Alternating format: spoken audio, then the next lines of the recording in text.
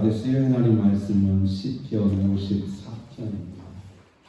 시편 54편입니다.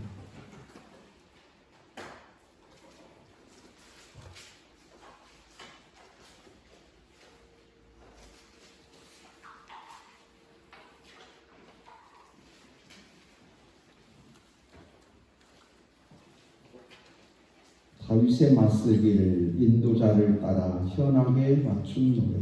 10사람이 사울에게 이르러 말하기를 다윗이 우리가 있는 곳에 숨지 아니하였나이까 하던 때에 하나님이여 주의 이름으로 나를 구원하시고 주의 힘으로 나를 변호하소서.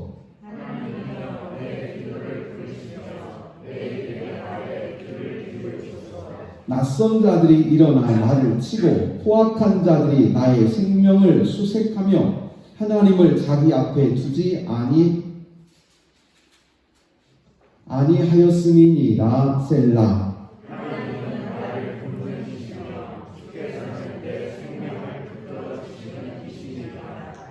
주께서는 내 원수에게 악으로 갚으시리니 주의 성실하심으로 그들을 멸하소서.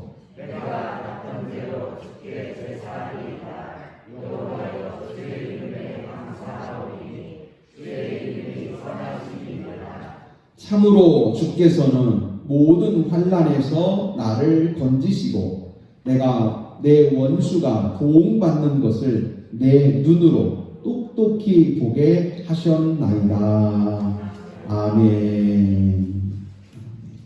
하나님의 크신 은혜에 감사드립니다. 오늘도 하늘로부터 임하는 하나님의 넘치는 축복이 가득히 부어질 줄 믿습니다. 이제 백신을 많이들 맞으시지요.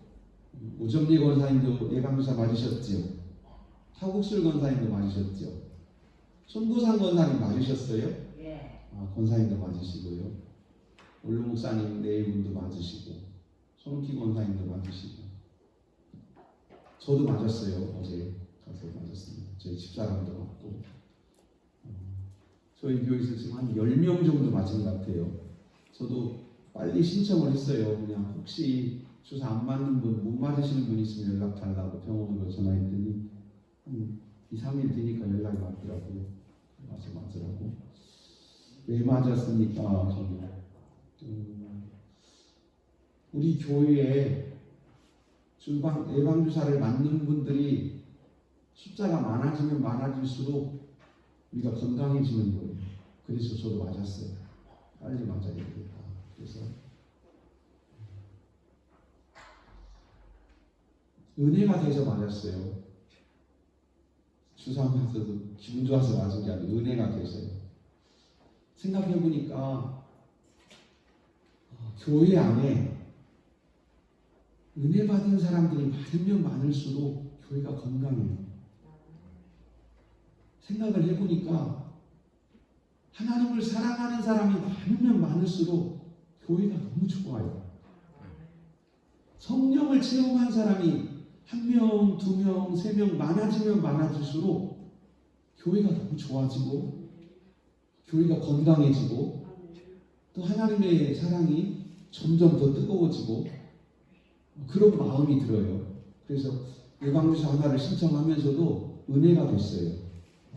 교회에 기도하는 사람이 한 명 한 명 많아질수록 교회가 더 건강해집니다.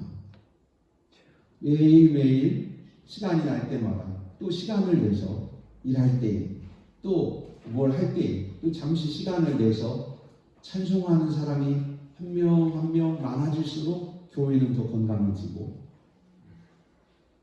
성경을 읽으시는 분들이 한 분 한 분 많아지면 교회에 더 은혜가 넘치고 또 성경을 기록하는 분들, 성경을 쓰시는 분들도 계신데 한 분 한 분 성경을 쓰는 분들이 많아지면 또 교회가 더 건강해지고 그래서 하나님께 가까이 가고 거룩함에 더 가까이 나아가고 주 예수 그리스도를 사랑하는 마음이 더 뜨거워지는 성도들이 한 명 한 명 많아지면 이게 교회가 건강해지는 것이구나 하는 생각이 들었어요.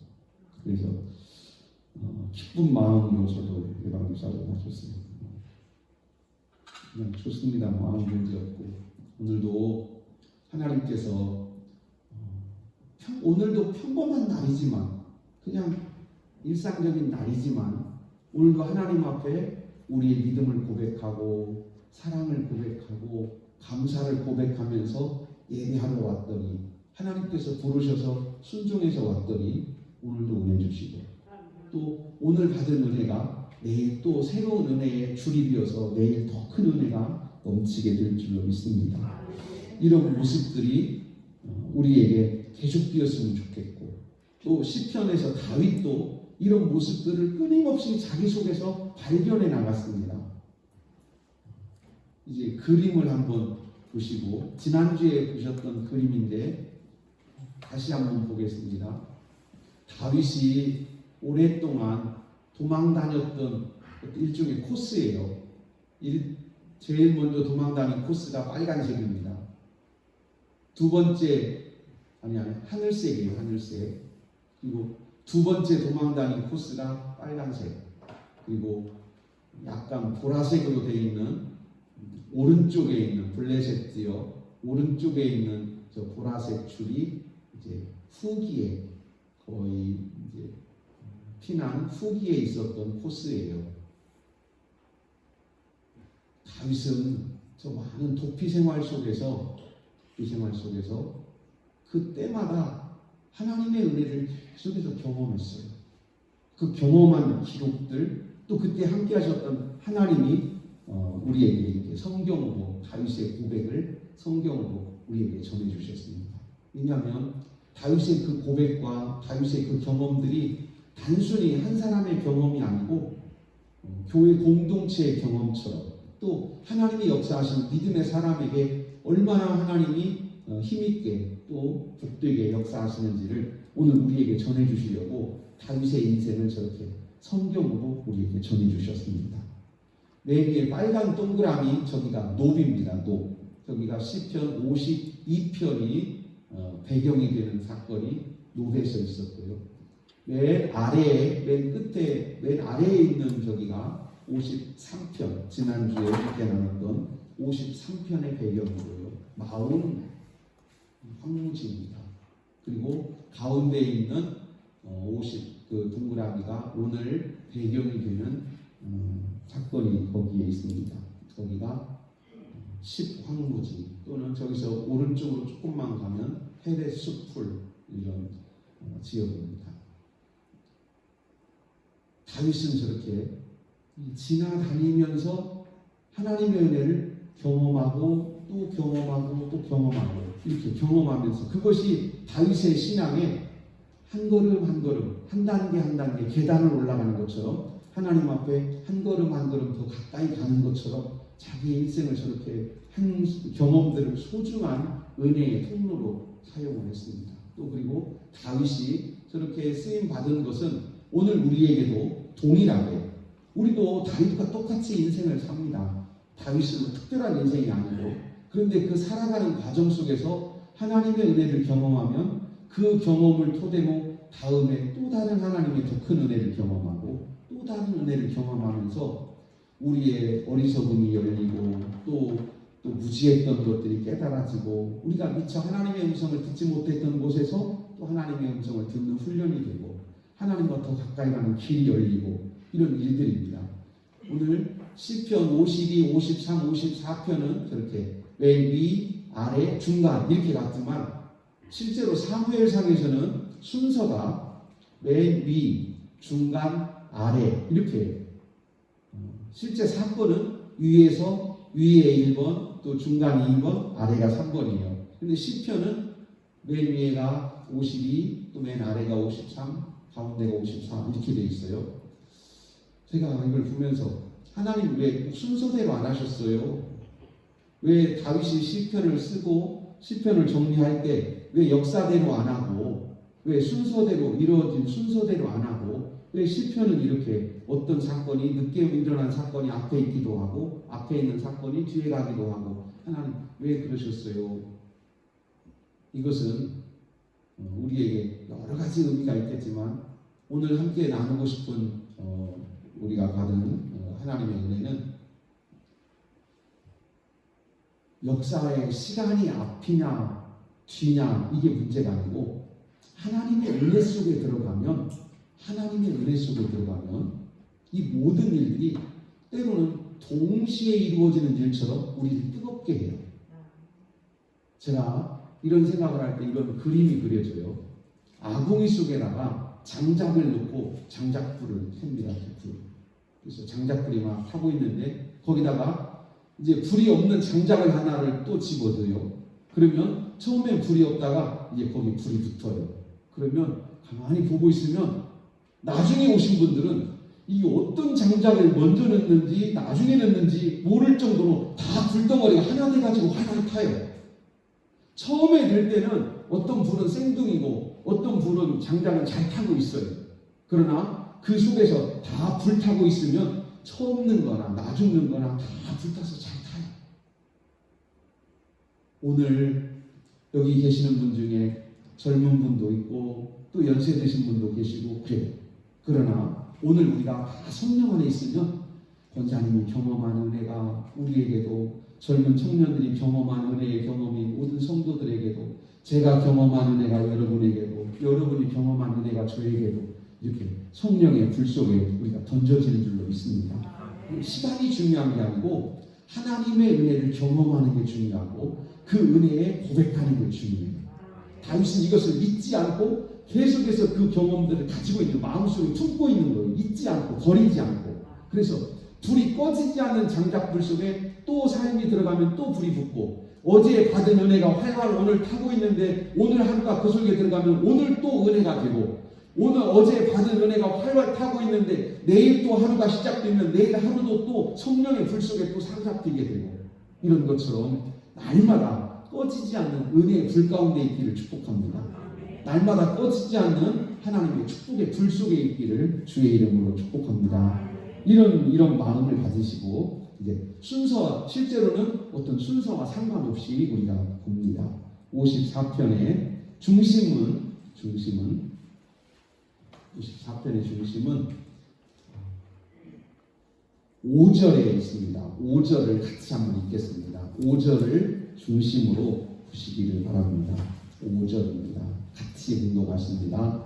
주께서는 내 원수에게 악으로 갚으시리니 주의 성실하심으로 그들을 멸하소서. 아멘. 주의 성실하심으로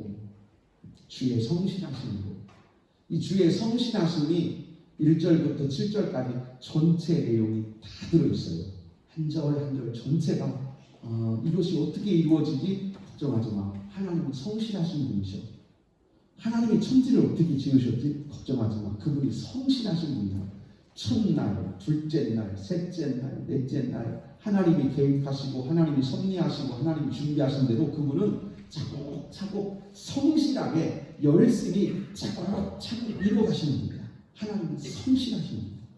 나 같은 죄인이 어떻게 구원받지? 걱정하지 마. 하나님이 성실하신 분이야.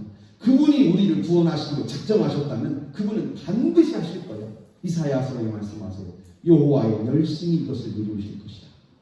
예루살렘에서 시온에서 구원이 일어나고 시온에서 여호와를 찬양하는 일이 어떻게 이루어지겠느냐 걱정하지 마라. 지금 시온이 무너지고 지금 예루살렘에 우상이 가득한 것처럼 보여도 하나님께서 열심을 내시니 저 우상들을 다 씻어낼 날이 올 것이고 회개할 날이 올 것이고 우리 구원이 이루어질 날이 반드시 올 것이다.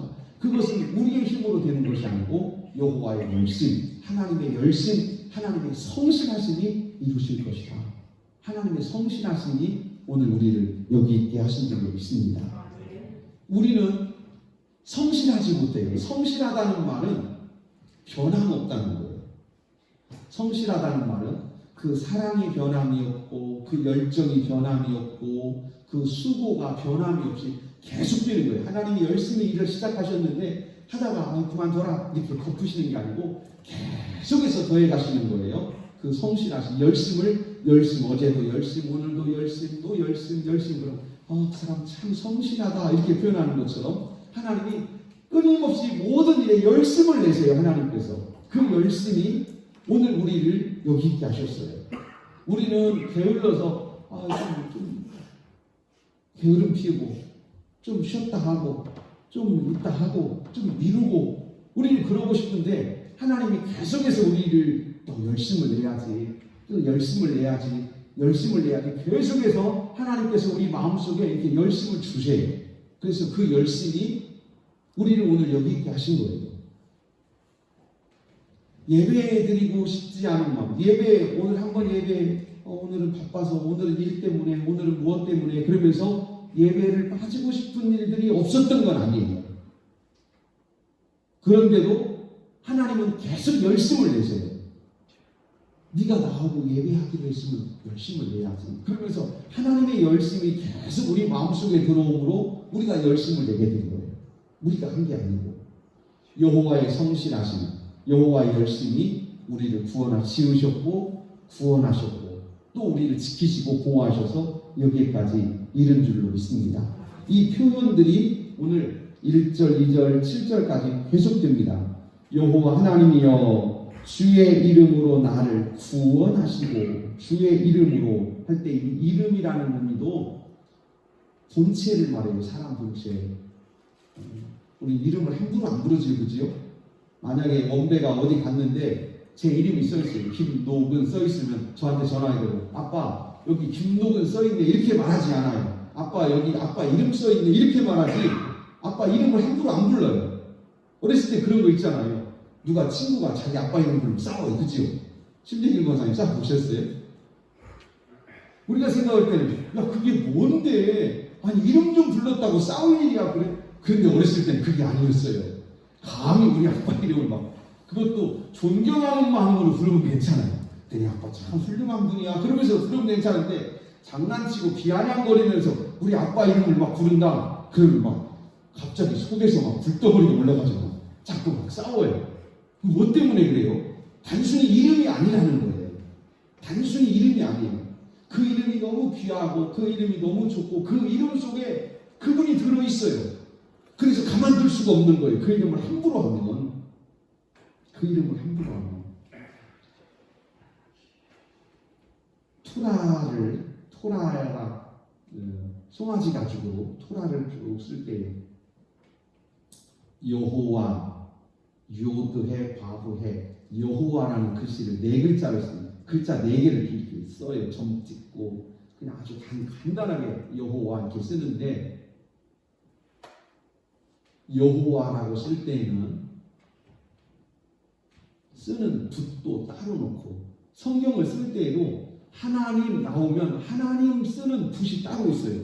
다른 거 쓰다가 내려놓고 하나님 쓰는 붓이 따로 있어요. 붓을 꺼내가지고 먹을 깨끗이 찍어서 쓰다가 흐리거나 쓰다가 삐뚤어지거나 쓰다가 붓이 잘못되거나 이런 일이 없도록 하기 위해서 한 번에 써가는 거예요. 한 번에 딱 쓰는 거예요. 뭐 때문에 그러냐면 그 무슨 뭐가 그렇게 대단하다고, 그게 아니라 하나님의 귀함이, 하나님의 그 영광스러움이 내 이거 잘못된 것 하나 때문에 혹시 흐려지지 않을까 해서 모든 존경과 사랑을 다 담아서 글자 하나도 깊게 썼어요. 글자 하나도. 우리가 오늘 주의 이름으로 나를 구원하시며 할 때 이 이름은 단순히 그냥 이름이 아니고 하나님 본체를 말해요. 하나님, 이렇게 표현해요. 하나님이 오셔서 나를 구원하시고, 이름이 아니고 실제로 그분이 오셨어요. 그분이 예수님이세요. 그냥 이름으로 우리를 구원하셔서 내 이름만 써줄게 그게 아니고 그분이 직접 오셨다. 여기 이름으로 나를 구원하시고 되어 있는데 이 이름이 진짜 우리에게 오셨어요. 그리고 성경은 거짓을 쓴 게 아니에요. 성경에 있는 이름은요, 그분이세요. 그분이 오신 거예요. 우리를 구원하고. 이름으로 나를 구원하시고 주의 힘으로 나를 변호하소서. 아멘. 이름과 힘은요, 실상 그 이름 속에 들어있는 게 힘이에요. 이름 속에는 힘이 있어요. 여러분 뭐 할 때 사인하면 끝나는 거예요. 그 사람의 힘이 거기 있어요. 사인하세요. 그럼 그 사람이 거기다가 인증을 한 거예요. 그 사람의 힘이에요. 자기 이름을 쓰고 이름과 힘은 같은 의미예요. 이름 속에 힘이 있어요. 이름 속에 능력도 있어요. 이름 속에 그 사람의 마음도 있어요. 이름 속에 그 사람의 성품도 들어있어요. 하나님이여 주의 이름으로 나를 구원하시고 주의 힘으로 나를 변호하소서. 아멘. 하나님은 왜 그렇게 하셔야 돼요? 하나님은 성실하신 분이에요. 하나님은 성실하신 분이라 하늘에서 여기까지 오셨어요. 하나님은 성실하신 분이시라 우리 죄를 씻으시려고 한 사람 한 사람을 다 찾아다니세요. 성령께서 다 찾아오셔서 마음을 두드리시고 또 마음을 열라 하시고 깨닫는 마음 주시고 지혜도 주시고 이 하나님의 성실하심이 우리의 구원을 이루신 줄로 믿습니다. 하나님의 성실하심이 또 우리를 지켜주세요. 우리를 변호하시고 우리를 지켜주세요. 그냥 너 가서 네 맘대로 살아 그게 아니고 우리를 따라다니면서 도와주시고 지켜주시고 악한 것이 건드리지 못하게 하시고 해코지 당하지 않게 하나님이 늘 우리와 함께 계세요. 늘 함께한다. 이게 보통 성실해서 되는 게 아니에요. 우리 어르신들은 손자 보셨잖아요. 그지요? 신재희 원사님도 손자 가끔 보시지요. 애들 지금 줄줄 꽁무니 따라다니는 게 보통 일이야. 어른들이 그러잖아요. 내가 차라리 일하는 말이 아이를 못 본다. 얼마나 그 힘든지. 줄줄 따라다니는 성실함이 너무 힘든 거예요. 제가 아는 어떤 그 집사님이 연세가 많으셔서 돌아가셨는데 아들도 일하러 가고 며느리도 일하러 가요. 그래서 막내 손자 손녀가 여럿이 있는데 큰 애들은 학교를 가는데 막내가 남아 있어요. 그때는 어린이집 뭐 이런 게 많지가 않아서 그 어린이집이나 유치원에 아직 안 가고 그냥 집에서 할머니가 애기를 봤어요. 기어다닐 때는 괜찮았는데 이놈이 한 1년 지나니까 일어나서 뛰어다니기 시작한 거예요. 문제는 할머니가 얘를 쫓아가지 못하는 거예요. 이제 3살, 4살 먹은 애가 뛰어가도요 할머니들이 못 쫓아갑니다. 할머니는 뒤서 야 이놈아 거기 가면 안 돼. 그런데 얘는 따다다다다. 야 거기 가면 안 돼. 그럼 얘는 따다다다다. 한 1km를 도망가는 거지. 1km. 아니 강경리 저희 전에 있던 교회에서요 큰 길까지 저 삼내 가는 큰 길까지 도망가.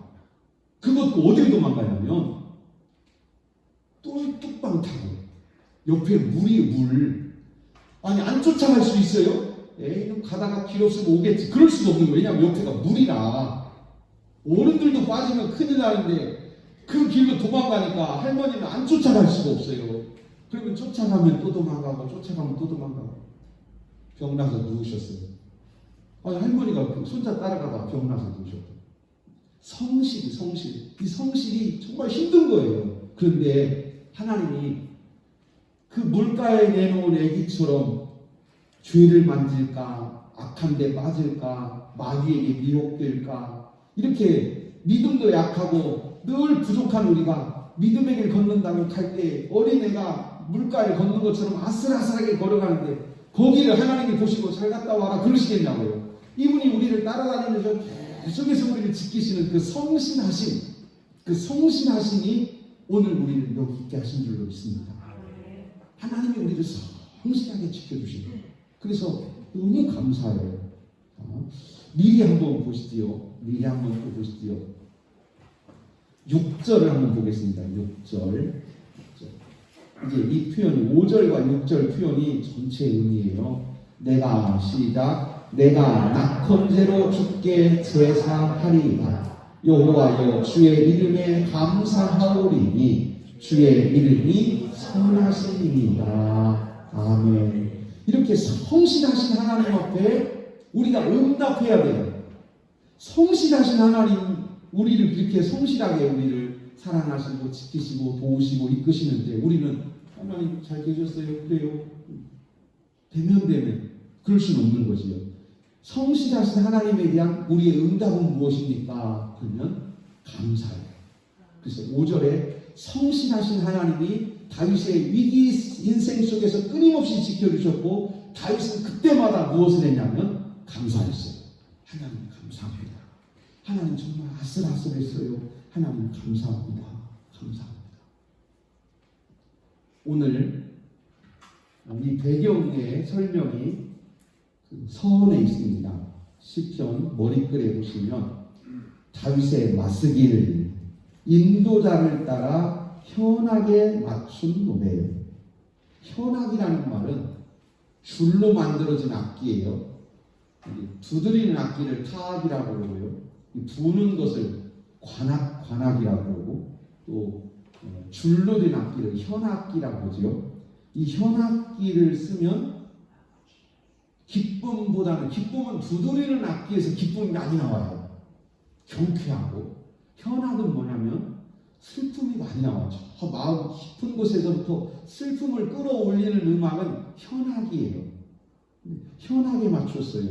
그게 뭐냐면 다윗이 정말 어려울 때 막 슬픔 중에, 괴로움 중에, 비탄 중에, 말로 닿을 수 없는 슬픔 중에 있을 때에 하나님 앞에 호소했던 그런 기도이고 그런 찬송인데요. 현악에 맞춘 노래입니다.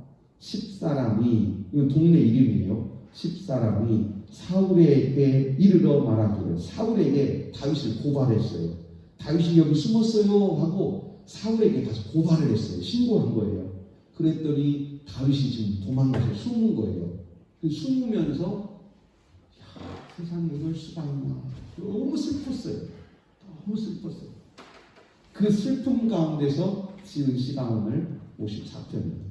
이게 뭐 때문에 그러냐면 다윗이요, 저 위쪽에 녹지방에서 있었던 사건이 있었잖아요.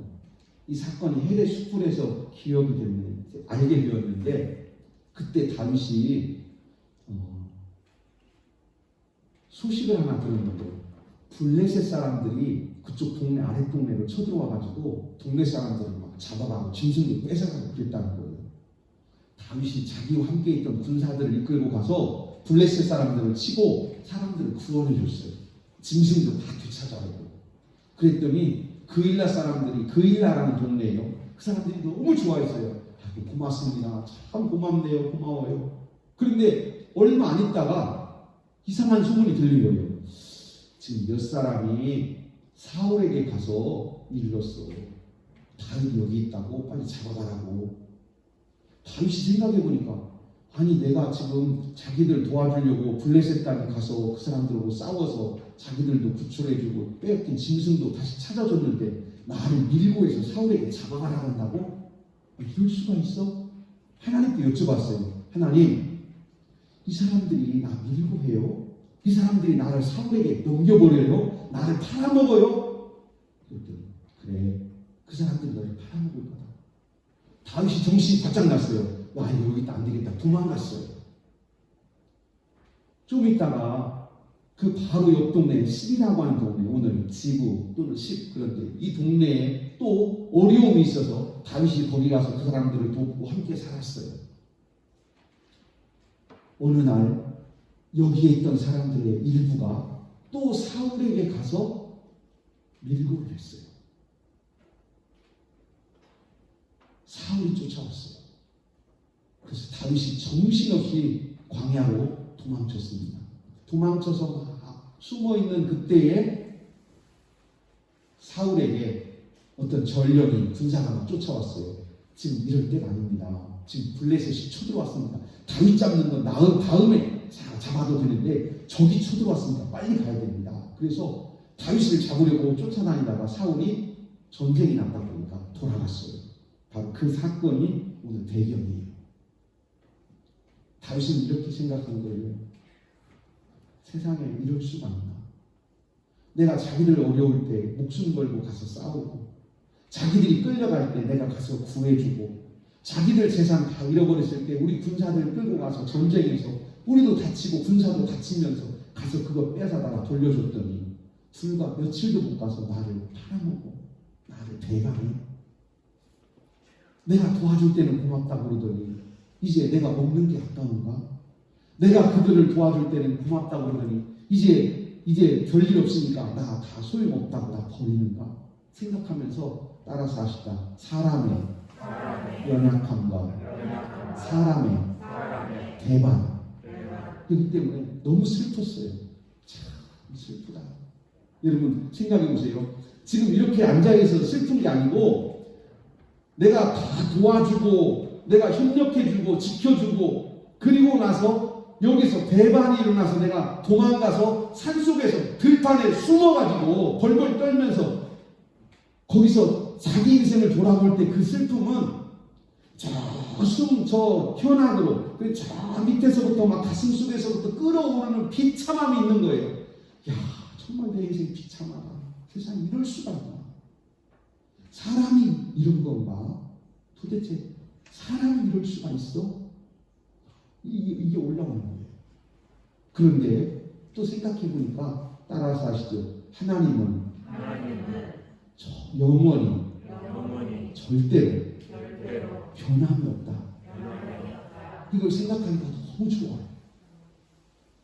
사람은 자기에게 득이 될 때는 그렇게 웃고 입에다가 사탕을 바르고 꿀을 바른 얘기를 하고 그러더니 어느 순간에 뒤로 밀고 해가지고 자기를 사울에게 팔아먹지 않나. 이제 도망가야 되고 숨어야 되고 이런 비참한 모습을 인간들 속에서 보았는데 하나님 앞에 서보니까 하나님은 내가 믿음이 없을 때도 변함이 없으셨고 내가 게으를 때도 변함이 없으셨고 내가 때로는 하나님 앞에 너무 부끄러움있게 살 때도 하나님은 그래도 변함없이 찾아오셔서 나를 만나주시고 내 마음을 두드려주시고 일어나라고 하시고 힘주시고 그러면서 나를 속에서 일으키셨는데 그 하나님이 너무 감사해요. 할렐루야. 그래서 다윗이 지금 시편 54편을 기록합니다. 인생 때문에 슬프다. 내 인생들 때문에 너무 괴롭다. 이것이 주제가 아니고 하나님 때문에 너무 감사하다. 성실하신 하나님이 너무 감사하다. 여러분 이 감사가 있기를 바랍니다. 그리고 또 하나가 뭐냐면 그러니 너는 어떡할 거냐. 예, 저는 절대로 변하지 않겠습니다. 다시 말씀드리면 지난주에 우리가 53편을 봤지. 53편 어디서 나발의 이야기를 했잖아요. 아비가일이 사무엘상 23장에서 아비가일이 다윗에게 찾아와서 보복하지 마십시오. 당신이 정말로 좋은 지도자가 되려고 한다면 당신이 훗날 정말로 이스라엘의 자랑스러운 왕으로 하나님 앞에 쓰임받으려고 한다면 절대로 보복하지 마세요. 저 어리석은 사람들, 미련한 사람들 저 사람 이름은 나발이 맞습니다. 인간은 그래요. 인간은 그래요. 그렇다고 인간에게 보복하지 마세요. 인간은 원래 그래요.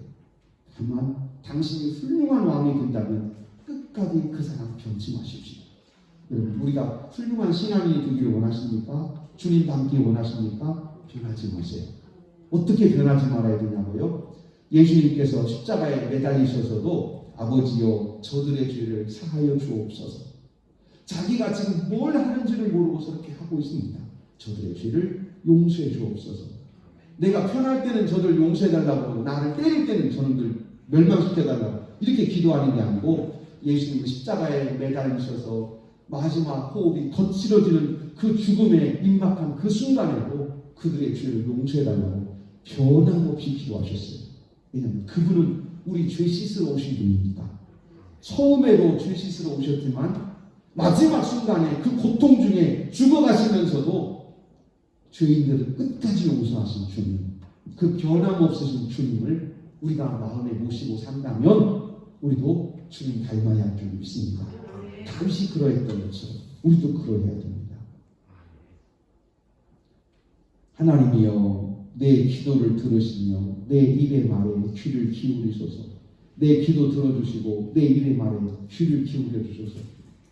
다윗이 사람들에게 여보세요. 당신 그러면 안 돼. 내가 당신을 구해줬잖아. 당신 아들 내가 구해줬잖아. 당신 딸 잡혀가는데 내가 건져줬잖아. 당신 나한테 그러면 안 돼. 그래도 그 사람들은 안 들어요.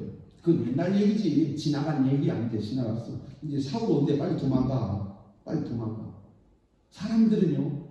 자기들에게 이익이 될 때는 귀가 활짝 열려서 듣고요. 자기에게 손해가 될 것 같으면 귀를 딱 닫아버리고 안 들어요. 설령 때로는요. 얼마나 완악한지 그것이 하나님의 음성이라 할지라도 때로는 고개를 돌린다니까요. 그렇게 인간이 완악해요. 그런데 하나님은요. 들어주세요. 우리가 호소할 때 들으시고 우리가 부르짖을 때 들으시고 하나님 우리를 홀로 두지 않으세요. 오늘 2절 말씀은 하나님이여 내 기도를 들으시며 내 입의 말에 귀를 기울이소서. 응답해 주시는 것도 너무 감사하지만 그보다 더 좋은 것은 뭐냐면 사람들이 나를 배반하고 돌아가는 순간에도 하나님은 절대로 나를 떠나지 않으시고 나를 홀로 두지 않으세요. 이게 너무 감사해요. 하나님은 우리를 홀로 두지 않으세요. 항상 우리와 함께 계신 줄로 믿습니다. 그리고 우리가 부르짖고 우리가 호소할 때에 하나님은 응답해 주시는 분이십니다. 3절입니다. 낯선 자들이 일어나 나를 치고 포악한 자들이 나의 생명을 수색하며 하나님을 자기 앞에 두지 아니하였음이니이다. 셀라. 낯선 자들, 이방인 그런 의미인데요. 실제로는 그런 의미보다도 낯선 자라는 말은 배반자가 더 의미 있는 해석이에요. 배반자. 낯선 자라는 말은 몰랐던 사람도 낯선 자고 처음 만나는 사람도 낯선 자고 몇 번 안 만나서 대면 하는 사람도 낯선 사람이에요. 그러나 여기서 낯선 사람은 어떤 낯선 사람이냐면 나하고 잘 지내던 사람이 갑자기 낯을 돌려버린 거예요. 이게 낯선 사람이에요. 오늘 3절에서 낯선 사람은 나하고 그렇게 잘 지냈는데 나하고 친구처럼 나하고 형제처럼 나하고 그렇게 잘 지냈는데 어느 날 돌아선 거예요. 낯선 사람이 돼버린 거예요. 낯선 자가 된 사람이에요.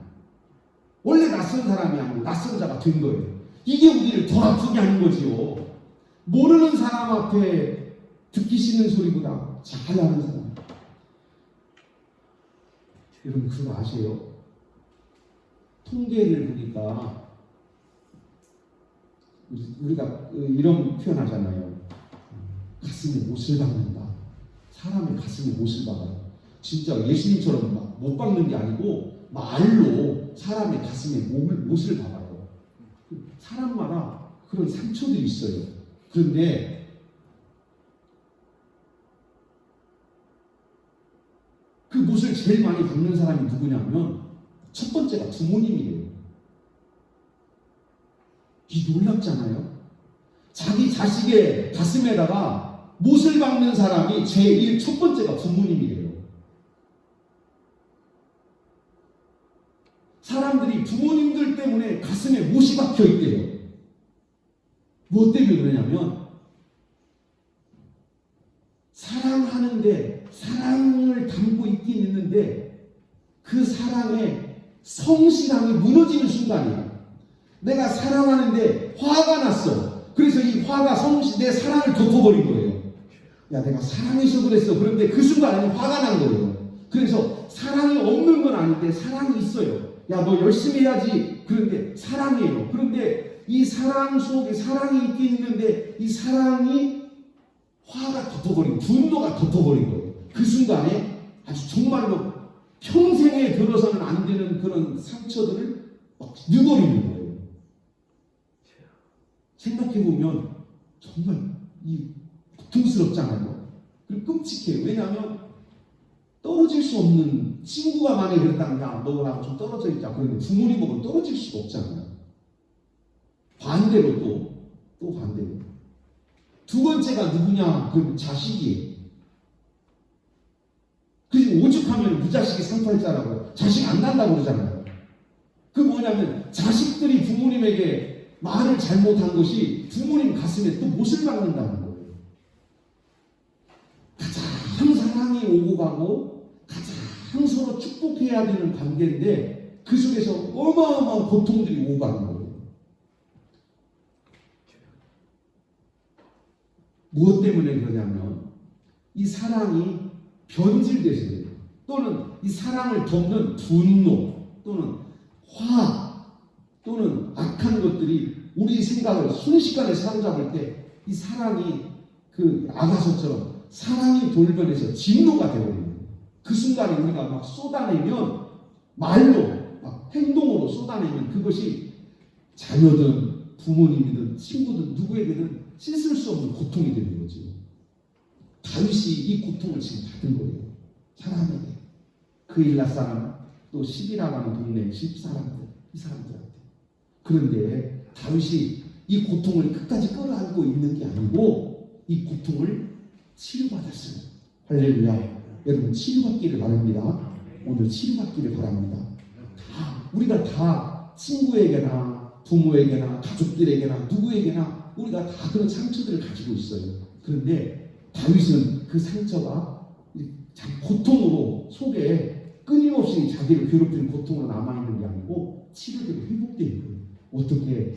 하나님의 은혜로. 하나님이 성실하시는 거예요. 하나님이 다윗에게 말씀하시는 거예요.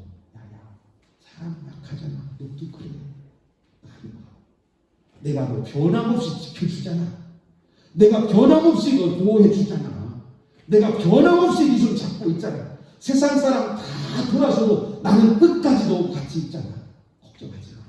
다윗은요, 이 하나님의 은혜, 이 하나님의 긍휼이 여기심으로 치료되는 거예요.